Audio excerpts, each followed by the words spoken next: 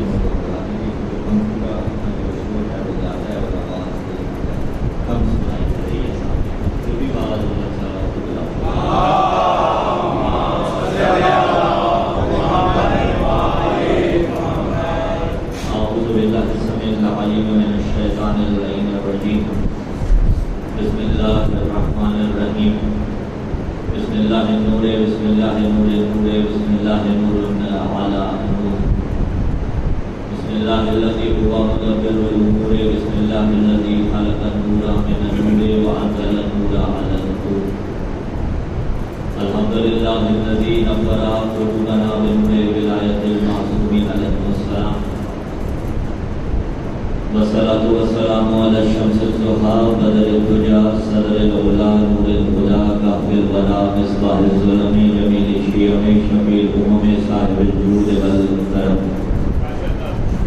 سید الثقلین نبی الحرمین امام القبلتین وسیلتنا فی الدارین محبوب رب المشرقین و رب المغربین جد الحسن والحسین ابی القاسم محمد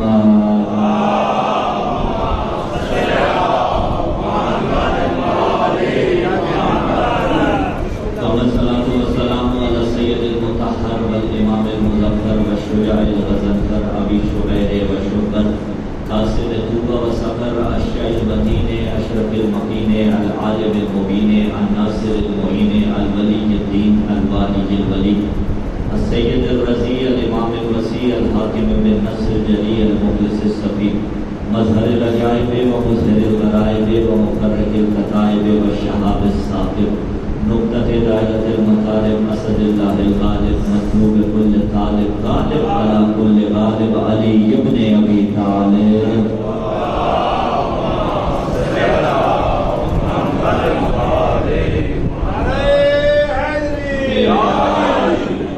وعلى أهل بيت النبوة ومعدن الرسالة الذين أذهب الله عنهم الرجس وطهرهم تطهيرا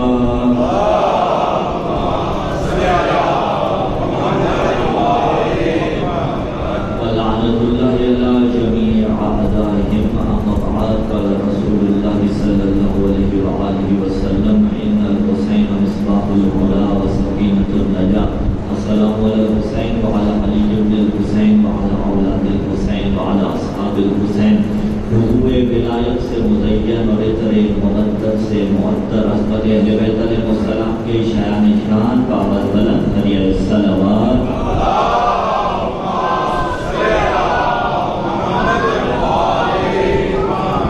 وہ ہے مدرد منان بحق سیدہ زینب سلام اللہ علیہ نیام یکسام سورہ اسبر جہاں جہاں بھی سفید آئی مظلوم کربلا بچھی ہوئی ہے خدا اپنے مطاعت سے اپنی آفیت کے حساب میں رکھا یا الہ العالمین جو موالیان حیدر کرار چل کر آئے ہیں مجھے نہیں معلوم یہ اپنی دنیا کی کون سی الجھنیں کون سی پریشانیاں اس امام بارگاہ سے باہر رکھ کے آئے کوئی بیمار ہے کوئی پریشان حال ہے کوئی مقروض ہے کوئی بے اولاد ہے میرے اللہ یہ اپنے غم بھلا کے حسین کو رونے کے لیے آئے ہیں جب حسین کو رو کے اس بزم سے لوٹے میرے اللہ ان کی دنیاوی مشکلات کو آسان فرما دیتا میرے اللہ جو آنکھیں حسین پہ روتی ہیں جلد دیکھیے وہ منظر جہاں 70 قدم پہ کھڑی بہن بھائی کو شہید ہوتا دیکھتی رہی علی اکبر نے سین چھوڑی اصغر کے گلے پہ حیوانوں والا تیر لگا عباس کے بازو جدا ہوئے میرے اللہ سب کو معرفت شام عراق ایران حج و عمرہ نصیب فرما والے یہاں بحق امیر المومنین جو مومنین و مومنات اس ذریعے سے علی ولی اللہ پڑھنے والے دنیا چھوڑ چکے اور بالخصوص جو منتظمین نے صفی عطا کا اہتمام فرمایا پروردگار عالمین کے عزیز و غالب بھی جو اس جہان پانی سے رحمت فرما کے میرے اللہ کے درجات بلند فرما ہم سب کو اس اس قابل بنا دے کہ وقت کے امام کے لشکر کے ادنا سے سپاہیوں میں ہمارا شمار ہو سکے. دعاؤں کی قبولیت کے واسطے عادتاً نہیں عبادتاً ایک حسینی صلوات کی تلاوت فرما دیجیے.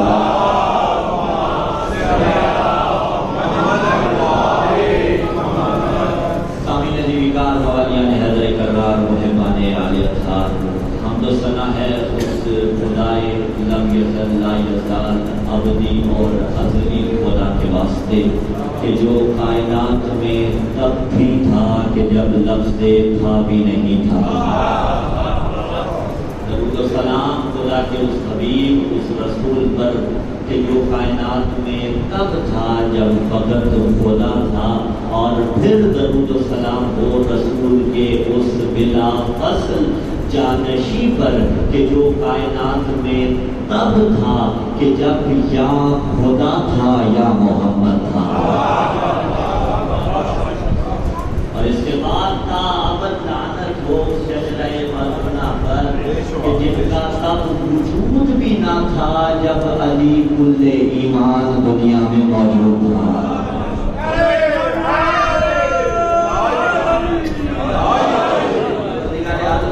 احسان کہ اس نے ہمیں ایک مرتبہ پھر سب اللہ پہ آنے کی توفیق عطا فرمائی. میں آپ کے لیے نیا نہیں، آپ ہمارے لیے نئے نہیں. جو وقت معین کیا گیا اسی میں آپ کی سماعتوں کو سلام کر جائیں گے. سلام کلام میں جو ہم نے پڑھا یہ رسول اللہ صلی اللہ علیہ وسلم کا فرمان ذیشان ہے.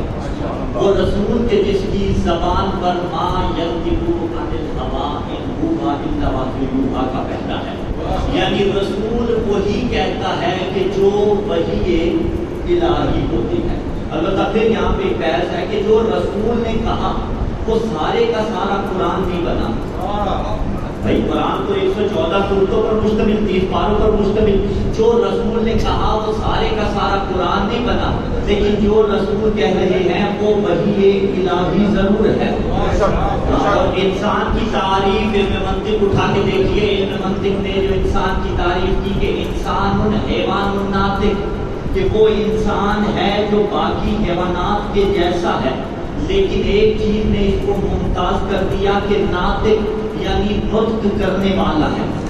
پتہ چلا نطق کرنا وہ صلاحیت اور قوت ہے جس کا تذکرہ اللہ نے سورہ الرحمن میں بھی کیا. الرحمن علم القرآن خلق الانسان علمہ البیان، کہ رحمان وہ ہے جس نے اسے قرآن کی تعلیم دی، انسان کو خلق کیا اور اسے بولنا سکھایا. بولتے ہم بھی ہیں، روایتیں اس میں بھری پڑی ہیں. مولا امیر علیہ السلام نے بھی فرمایا بولو تاکہ پہچانے جاؤ. المرء محبوب تحت لسانہ، بولو تاکہ پتہ چلے تمہارا تعلق کس کے ساتھ ہے. ہمیں پتا یہاں پہ روک کے کہہ رہا ہوں ہم علی علی اسی لیے کرتے ہیں کہ ہم علی والے ہیں. تو بھی جس کو مانتا ہے اپنے پیر کا نعرہ بھلے چوک میں لگا کے بتا تیرا تعلق کس کے ساتھ ہے.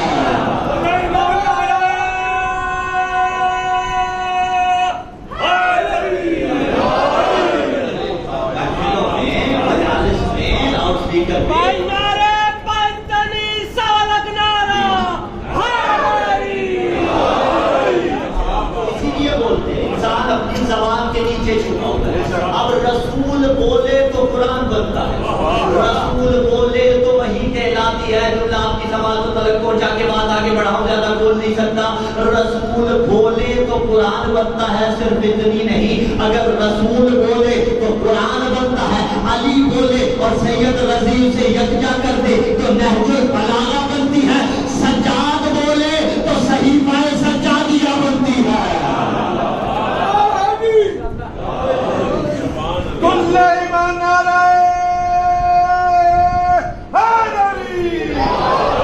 بولے تو وہ بنتا ہے جسے میں اور آپ ترقی نہیں کر سکتے، جس کے بحر بے طرح کے سمندر میں معتزل ہو کے آج بھی نان مسلم ریسرچ کرنے پر مجبور ہے. تو اب رسول کا ہر کہا وہی ہے. اسی رسول نے فرمایا ان الحسین مصباح الہدی و صفینہ النجاۃ. بزرگ عزادار قرآن ماتمی میرے سامنے ہیں، جوان بھی بیٹھے ہیں. روایت آپ نے سن رکھی بچپنوں سے، ماؤں کی گودیوں سے سنتے آ رہے ہیں، لیکن میں ایک نئی جہد پیش کر کے آپ سے دعائیں سمیٹنا چاہتا ہوں. جوانوں سے تائید دوں گا روایت درست ہے، رسول نے ہی فرمایا، لیکن موقع محل کون سا تھا جب رسول نے یہ فرمایا؟ نجات کی کشتی. دیکھیے ہمارے اور آپ کے گھروں کا ایک دستور ہوتا ہے, جو گھر کی سب سے بہترین جگہ ہو وہاں پہ علم نصب کیا جاتا ہے یا نہیں کیا جاتا ہے؟ ایسا ہے یا نہیں ہے؟ گھر کی جو سب سے بہترین دیوار ہو وہاں پہ یا علی مدد کو آویزہ کیا جاتا ہے یا نہیں کیا جاتا ہے؟ یہاں وہاں پہ یا پر دیکھیے ہم تو اپنے آپ کو مرتا دیکھ سکتے ہیں لیکن کبھی بھی ان ہستیوں سے جدا نہیں ہو سکتے. یہ وادی غریب کی مثال دیکھ لیجیے, سیلاب آیا یا نہیں آیا؟ محافظت فرمائے. اور جو بھی کام کر رہے ہیں مکتب تشیع کے ماننے والے اس امر میں بڑھ چڑھ کے حصہ لے رہے ہیں, خدا توفیقات خیر میں اضافہ فرمائے. اور ہم از حیثیت انسان دے رہے ہیں, ٹھیک ہے, یہ ممبروں سے بات یہ جتنے وقت تک پہنچاتا بھی آئے, ہم پھر بھی کیا دے رہے ہیں؟ از حیثیت انسان دے رہے ہیں, ہم عقیدہ نہیں دے رہے. لیکن میں ایک نئی بات کرنا چاہتا ہوں. سیلاب آیا, بچے سیلاب کی نظر ہوئے, گھر سیلاب کی وجہ سے گر گئے, خود اپنی بیٹیوں کے جو جہیز بنائے ہوئے تھے وہ بھی سیلاب بہا کے لے گیا. کسی کا بھائی چلا گیا, کسی کی ماں چلی گئی, کسی کی بہن چلی گئی. لیکن آنکھوں پہ ضبط رکھیے گا, گھر گر گیا, نہیں گرا تو عباس کا علم. بڑی بڑی چیزیں زمین بوس ہو گئی, نہیں گرا تو عباس کا علم اپنے مارے گئے. سیلاب آ گیا, لیکن اسی سیلاب میں بیٹھ کے حسین کا ماتم بھی کیا, اسی سیلاب میں بیٹھ کے اپنا عقیدہ بھی بیان کیا. یعنی بتانا یہ چاہا مال کی ہمیں کوئی پرواہ نہیں, مال جاتا ہے تو جاتا ہے, ذکر حسین باقی رہنا چاہیے. اسی لیے ہم مال کے وارث نہیں بناتے, ہم عقیدے کے وارث بناتے ہیں.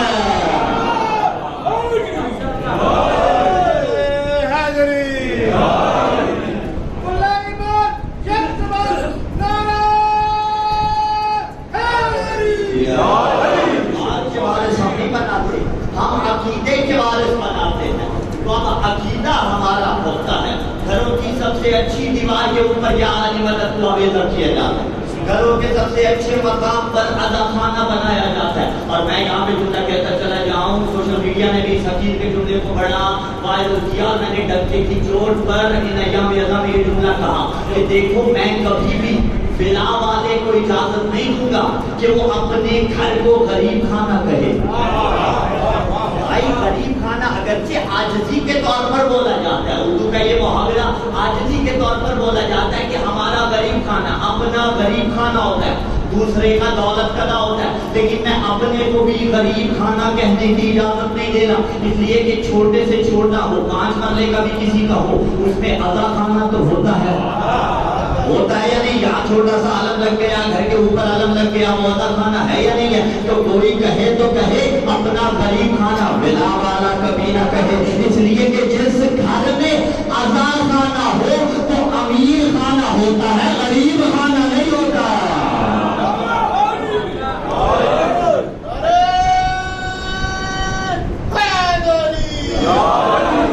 دولت کیا ہے؟ ولایت علی ابن ابی طالب. حقیقی نعمت کیا ہے؟ عزاداری سید الشہداء. تو اب ہمارے گھروں کا دستور یہ ہے, جہاں بھی اچھی چیز ہوگی وہیں پہ آل محمد کا نام نظر آئے گا. ہم نے اپنے گھروں میں یہ مزاج بنا رکھا ہے, ہمیں گھر کی جو سب سے اچھی دیوار لگتی ہے وہاں پہ عزا خانہ بناتے ہیں, اس کمرے میں عزا خانہ بناتے ہیں. لیکن جس نے کائنات سجائی ہو, خدا بند متعال نے سجائی نا بھائی, اس کے نزدیک سب سے اچھا مقام کون سا ہوگا؟ تو جواب یقیناً اعلیٰ ہوگا کہ اس کے نزدیک بڑا فیورٹ مقام ہے عرش الہی. جہاں تک نہ میری رسائی ہے نہ آپ کی رسائی ہے, لیکن عرش کے قصے تو ہم نے سن رکھے ہیں نا. اب کائنات کے اندر بڑا بہترین مقام ہے عرش الہی. اور روایت شاہد ہے کہ جب معراج کی رات رسول معراج پر گئے, رسول نے دیکھا عرش الہی پر یہ جملے لکھے ہوئے تھے, ان الحسین مصباح الہدی و سفینۃ النجاۃ. اٹھتے ہوئے ہاتھ سلامت رہے. آپ اپنے گھروں کو حسین کے نام سے سجاتے ہیں, لیکن جملہ آپ کے حوالے راولپنڈی والوں, اللہ جس کے نام سے اپنا عرش سجائے اسے حسین کہا جاتا ہے.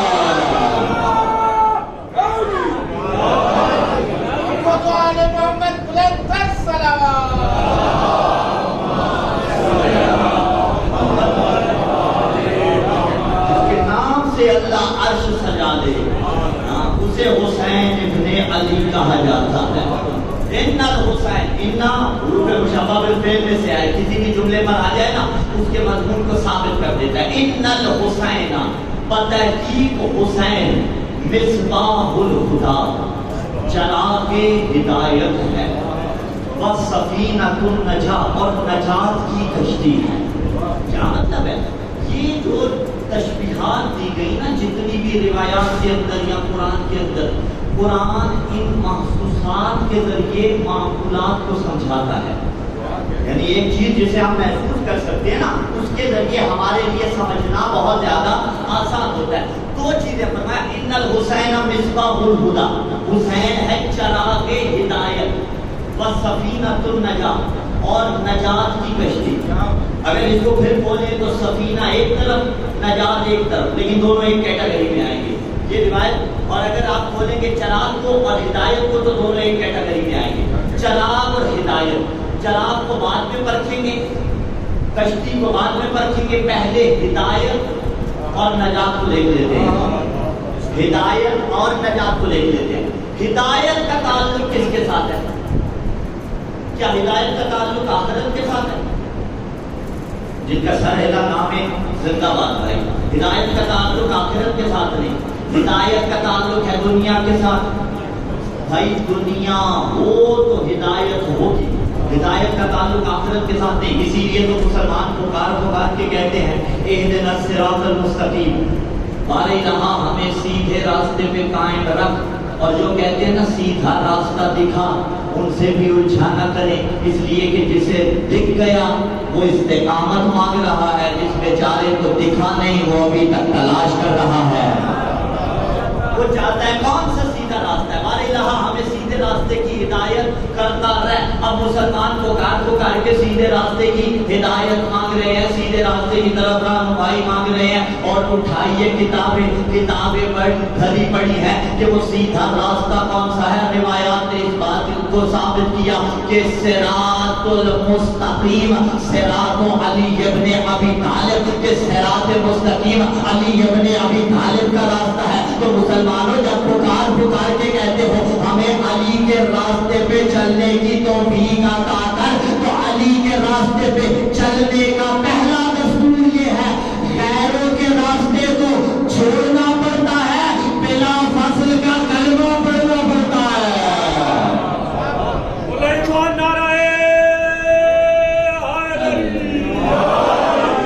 علی کے راستے پہ چلنے کا دستور اور طریقہ یہ ہے. تو صراط مستقیم کی ہدایت کرتا ہے. ہدایت کا تعلق آخرت کے ساتھ نہیں ہے، ہدایت کا تعلق دنیا کے ساتھ ہے. نجات کا تعلق آخرت کے ساتھ. ایسا نہیں ہو سکتا کہ کسی کی ہدایت نہ ہوئی ہو اور وہ دنیا سے چلا جائے، پیچھے سے ہدایت بھیج دی جائے. ایسا ہو سکتا ہے؟ نہیں ہو سکتا. کیوں؟ اس لیے کہ جب مر گئے عقیدے کا چیپٹر کلوز ہو گیا، عقیدے کا باب بند ہو گیا. عمل کا باب کھلا رہتا ہے، لیکن اس میں پہلی چیز کے اجتماع نہ ہونے پائے. پہلا عمل انسان کو خود کرنا ہے. دوسری بات، عمل کا باب کیسے کھلا رہتا ہے؟ آپ سوال کر سکتے ہیں بھائی یہ جو مجلس ایصال ثواب آپ کرواتے ہیں، مرحومین کے واسطے مجلس ایصال ثواب کرواتے ہیں، ذکر تو حسین کا ہوتا ہے، لیکن ایصال ثواب کیا مطلب؟ یعنی یہ مجلس کا ثواب انہیں پہنچ جائے. اور پہنچتا ہے یا نہیں پہنچتا؟ پہنچ جاتا ہے. اچھا عجیب ہے یہ علی کا منکر بھی، جب ہم کہیں نا کہ ہم ایصال ثواب کرتے ہیں تو کہتے ہیں یہ نہیں پہنچتا. جب ہم کہیں نا ہم درود بھیجتے ہیں تو کہتے ہیں یہ نہیں پہنچتا. جانیے گا میرے ساتھ، جب ہم کہتے ہیں کہ ہم درود پڑھتے ہیں تو کہتے ہیں بابا یہ نہیں پہنچتا. جب ہم کہتے ہیں ایصال ثواب کرتے ہیں تو کہتے ہیں یہ نہیں پہنچتا. تو پھر بگڑتے کس لیے ہو؟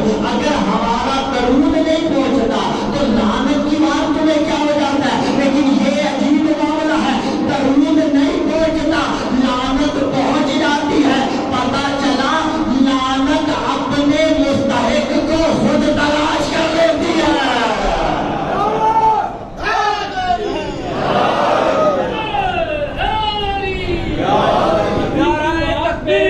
یقین رکھتے ہیں نبی کی بات پہ، جو بھی یقین رکھتے ہیں وہی تو اصل میں ایمان و دین رکھتے ہیں. اور سنا ہے پاک پیغمبر نے بار بار کہا علی ولی سے عداوت لائن رکھتے ہیں.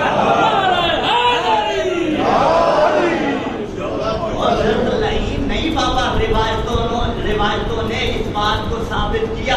بوڑھا صحابی رسول عصا پہ ہاتھ رکھتے ہوئے گلیوں میں جھوم جھوم کے مدینے کی محفلوں میں یہ بات پڑھا کرتے تھے کہ لوگوں ادبوا اولادکم علی حب علی ابن ابی طالب، لوگوں اپنی اولاد کو علی کے فضائل سنایا کرو. اگر علی کے فضائل برداشت کر لے اللہ کا شکر ادا کرنا. وَإِنْ أَبَى، اور اگر انکار کر دے فَانْظِرُوا فِي شَأْنِ أُمِّهِ، بچے کو کچھ نہ کہنا، اس کی ماں سے پوچھنا بتا غلطی کہاں کی.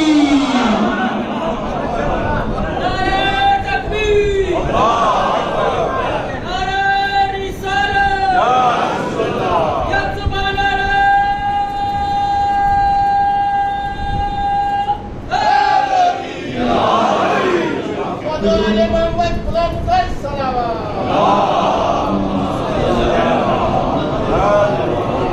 نظم سلام پڑھیں گے تو ذرا حسن سلمان کا بات کرے گا.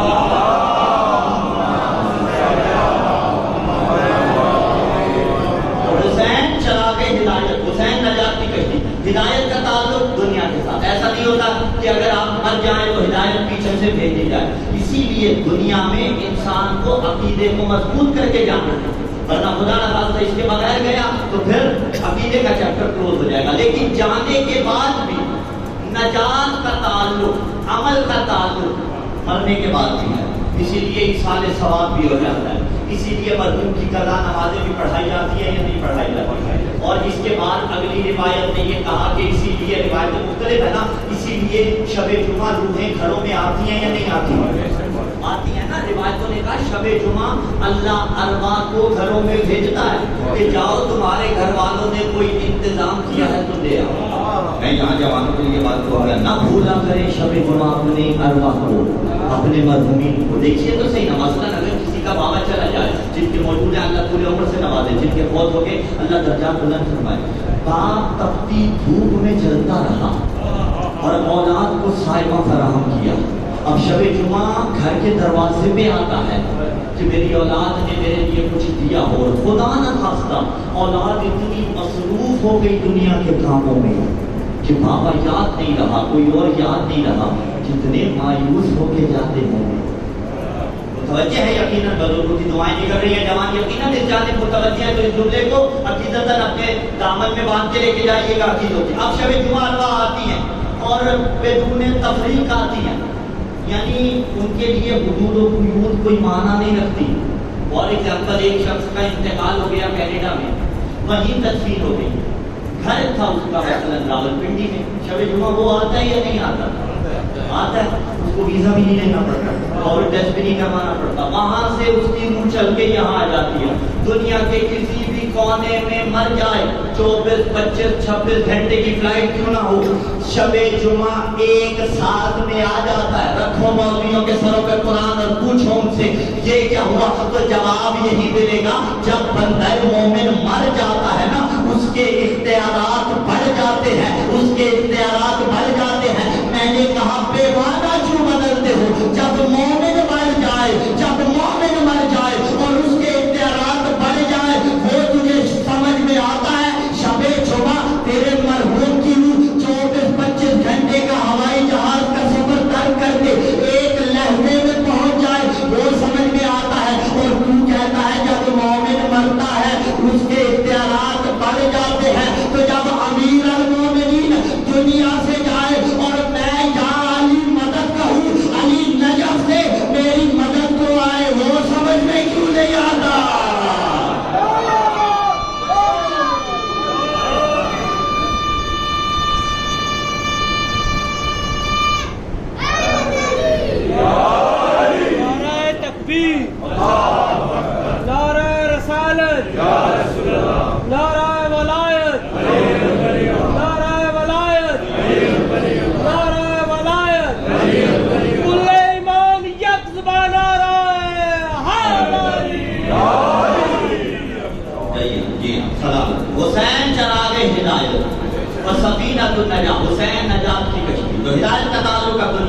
نجات کا تعلق آخرت کے ساتھ. روایت کو اور آگے بڑھائیں اور منزل تمہید کو استعمال کرتے ہوئے منزل نتیجہ کی طرف لے جاؤں. ہاں حسین چلا گئے ہدایت, حسین نجات کی کرتی. ہدایت بھی واضح ہو گئی, نجات بھی واضح ہو گئی.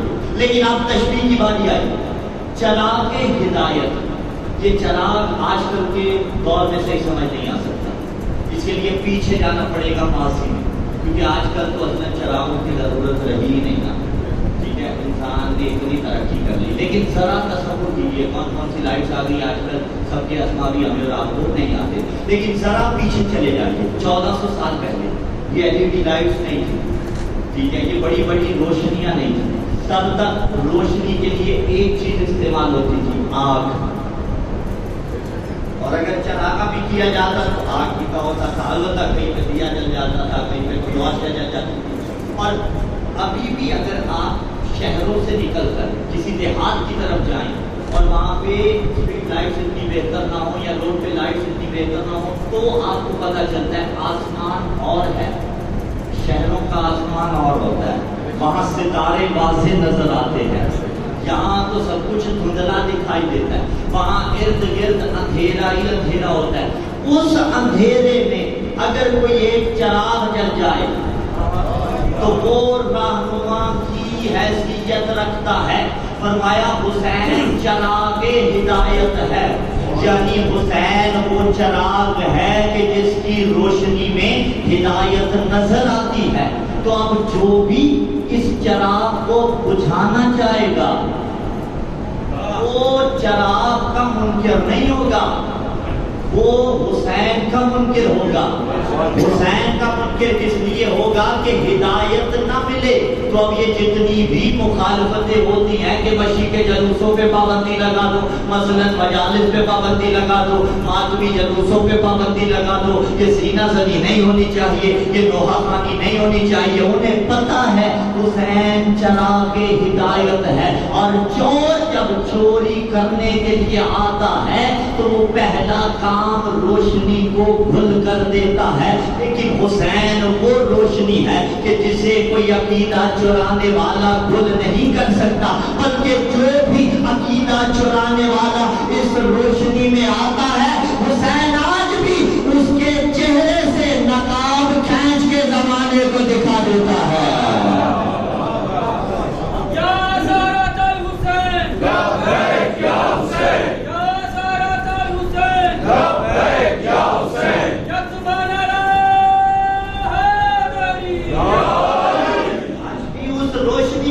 وہ دیا تو نہیں بجھایا جاتا, لیکن الٹا اس کا چہرہ بے نقاب ہو جاتا ہے. اسی لیے جو بھی حمایت یزید میں بولتا ہے حسین کا کچھ نہیں جاتا, اس کے چہرے سے یزیدیت کی نقابیں دور ہو جاتی ہیں. اسی لیے تو برادر یزیدی کارمیر تقلب نے لکھا, اور میں اچھے شعراء کے کلام کو, موجودہ شعراء کے کلام کو بھی ان کا نام لے کر پڑھنے کا عادی ہوں, اور یہ جملہ کہا کرتا ہوں شعراء کی قدر عموماً ان کے جانے کے بعد ہوتی ہے, لیکن زندگی میں بھی قدردانی کرنی چاہیے. اس لیے کہ بعض مصرے یہ لوگ امر کر جاتے ہیں. انہوں نے کہا جنہیں بھی بغض ہو تطہیر کے گھرانے سے وہ پاک جتنے ہوں پھر بھی پلید رہتے ہیں.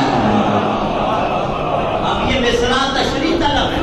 کچھ چیزیں ایسی ہوتی ہیں جو طہارت کو قبول کرتی ہیں, کچھ چیزیں ایسی ہوتی ہیں لا یقبل الطہارہ, جو طہارت کو قبول نہیں کرتی. ان میں سے ایک نجس العین ہے یا نہیں ہے, کل نجس العین ہے یا نہیں ہے, یہ طہارت کو قبول کرتا ہے. مثلا ایک شے فرش نجس ہو جائے فار ایگزامپل, اب طہارت کا طریقہ کیا, آپ پائپ لگائیے جس کا اتصال قربانی کے ساتھ ہو, جو 384 ملی لیٹر جس کی تعداد ہوتی ہے اس کے ساتھ 384 لیٹر جس کے ساتھ اتصال ہو, اسے پائپ وہاں پہ مار دیجیے, وہ جگہ پاک ہو جاتی ہے یا نہیں ہو جاتی. لیکن اگر اس کے نیچے قلب کو کھڑا کر دے اور پانی کا پانی گراتے رہے, پاک ہو جائے گا. الٹا دوسری چیزوں کو بھی نجس کرے گا, یعنی جدھر خود وہ گیلا چل کے جائے گا اس چیز کو بھی نجس کر دے گا. اسے کہتے ہیں جو طہارت کو قبول ہی نہیں کرتا. اسی لیے تو کہا جنہیں بھی بغض ہو تطہیر کے گھرانے سے وہ پاک جتنے ہوں پھر بھی پلید رہتے ہیں. جب آیا ماہ محرم یہ کھل گیا سب پہ, ہمارے ملک میں کتنے یزید رہتے ہیں.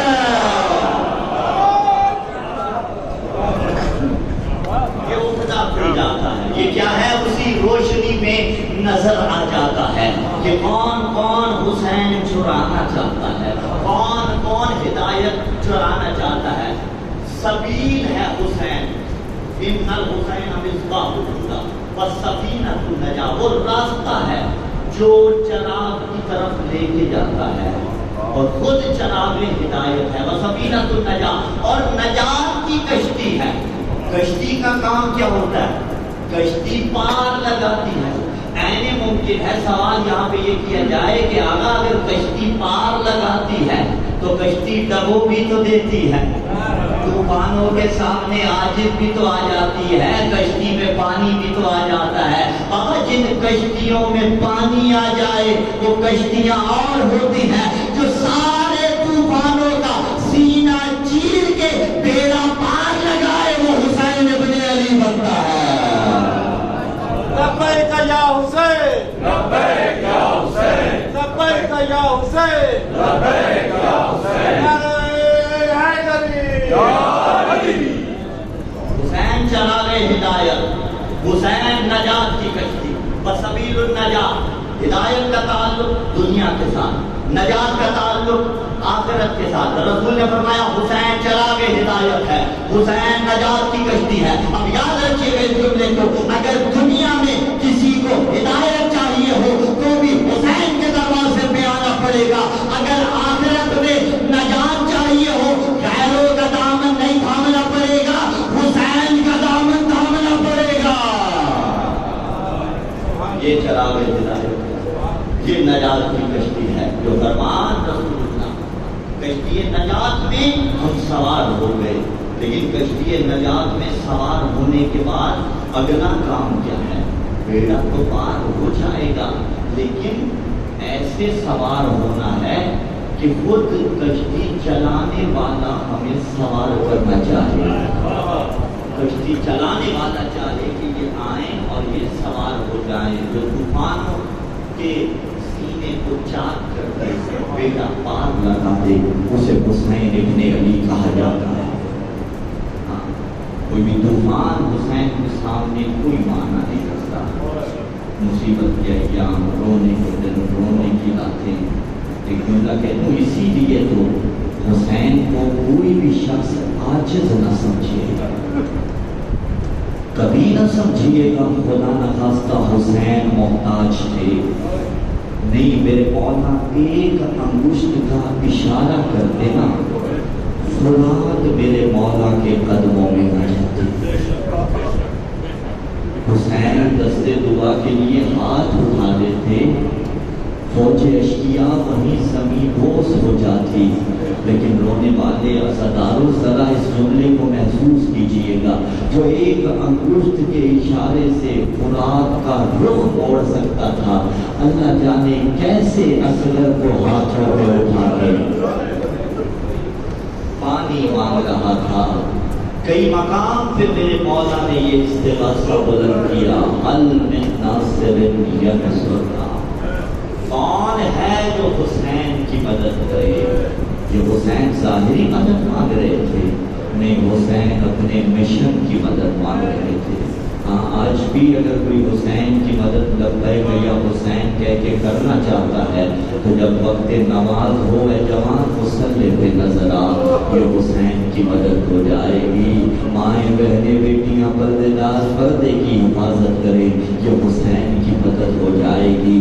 آج بھی حلقہ ماتم میں آ کے عاجزی کے ساتھ سینہ پیٹ حسین کی مدد ہو جائے گی، صفے عزا پہ آ کے آنسو بہا حسین کی مدد۔ کئی مقام پہ مولا نے یہ استغاثہ بلند کیا۔ جب ایک مقام پہ مولا نے استغاثہ بلند کیا نا، حضرت علی اصغر نے گہوارے میں تڑپنا شروع کر دیا، بیویاں رونا شروع ہو گئی۔ حسین خیام میں آئے ہیں، علی اصغر کو خاموش کروایا، اصغر خاموش نہیں ہو رہا، بیویوں کو خاموش کروایا، بیویاں چپ ہو گئی، اصغر روئے جا رہا ہے۔ میں یہاں جملہ پڑھا کرتا ہوں، گویا اپنی زبان حال سے علی اصغر کہہ رہا تھا، بابا مجھے میدان میں لے جا، اصغر اکبر بن کے لڑنے کے لیے تیار ہے۔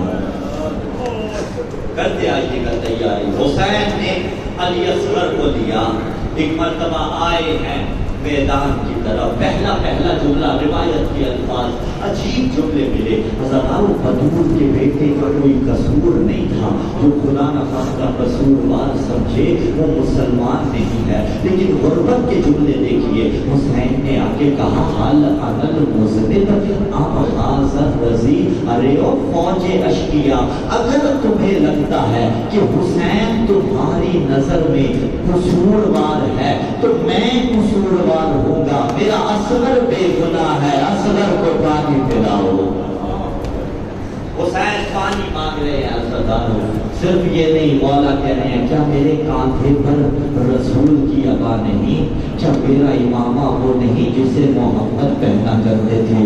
کیا میرے بابا کا نام علی نہیں؟ کیا میری ماں کا نام بطول نہیں؟ سرداروں ابھی یہ جملے جاری تھے. ایک مرتبہ عمر سعد نے کربلا سے کہا اقطع کلام الحسین، حسین کے کلام کو قطع کر. پڑھنے والے ترجمہ یہی کرتے ہیں، میں زبان حال سے بیان کرتا ہوں.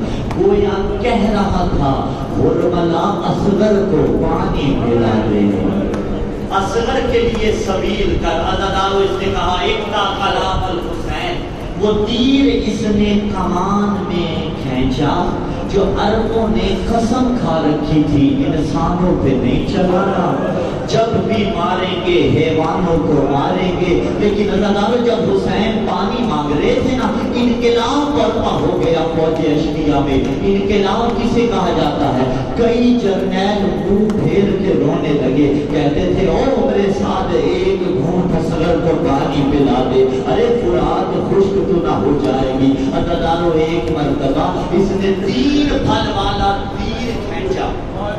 آج کوئی بھی کیفیت کو نا ماں کو پتہ چل جاتا ہے. آ جائیے بسم اللہ، آ جائیے.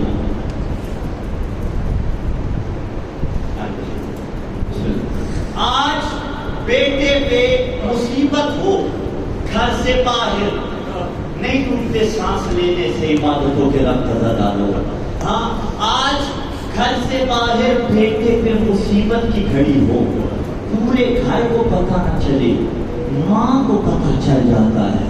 وہ بار بار کبھی شوہر کو آ کے کہے گی میرا دل بجھا جا رہا ہے، اللہ جانے میرے بچے کے ساتھ کیا بنی ہے. بہن بھائیوں سے اس کے دوسروں سے کہے گی ذرا بھیا کو فون تو کرو، مجھے لگ رہا ہے کسی پریشانی میں مبتلا ہے.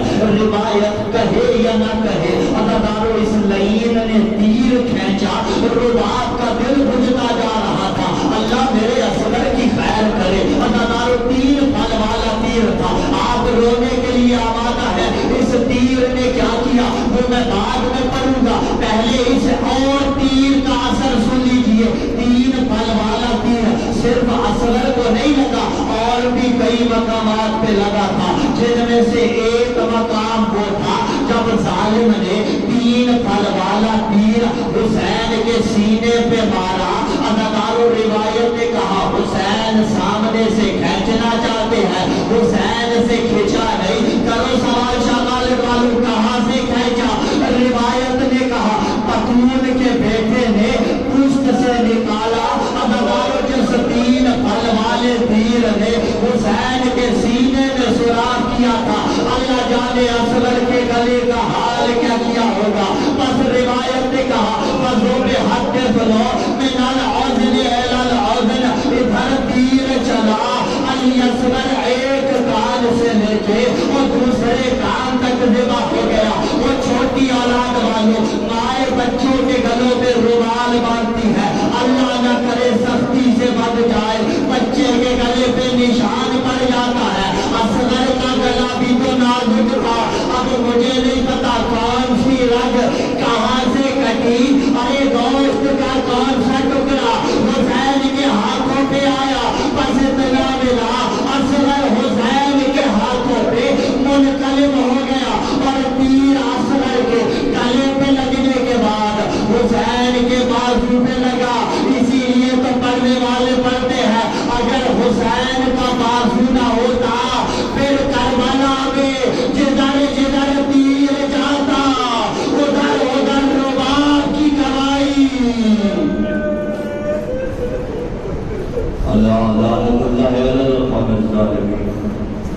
سيعلم الذين ظلموا أي منقلب ينقلبون